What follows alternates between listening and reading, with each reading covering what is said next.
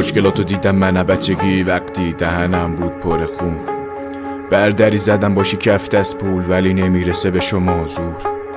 یه نگاه انداختم به آدمای دورم، دیدم همشون میخوام بتیغن گلن، انگار مریضن سپیچم شدن. سری صحنه رو ترک کردم فورا، لات بازی بلدی یا پر ادعا، سعی نکن بشی اصلا یکی مثل ما. چیزی اضافی بگم و بگیر استلام، ببخشی گرفتم به پایه به اشتباه. خیلی خوردم زمین ولی هنوز سر پام، تسلیم شدنم بود نابجا. حالا این به این پاچه بگیرن مثل سگه ها I don't give a fuck.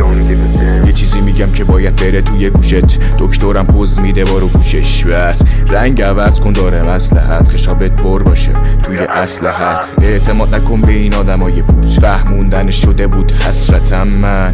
دو راه داری یا گرگ یا گوسفند که بینشونی پس درندم. دارک دیمز دیدم من بچگی وقتی که دهنم بود پر خون. رفیقمو زد دورمون ولی تخمم نمیکشم هم جورتون. اینجا قصه همون میکنه درد و له، خیالی نمیتیغمش تجربه. وقتی افتادم تو اجل و محلکه با کسی وقت نکنم درد و دل. حرفا حمله این داکیومنت، وقتی تلف ستینه که فاک یو بیچ. وقتی مای تیله دادی رو میدادی رو جنس، مف نمیارزی حتی باشی تو بنز. انتخابم بین بد و بدتر، باجه میدم توی بستر باشم حتی. بهشون بگو نزدیک نشم بمیرد تا وقتی که چاقی ها رو این کردیم قطار. انتخابم بین بد و بدتر.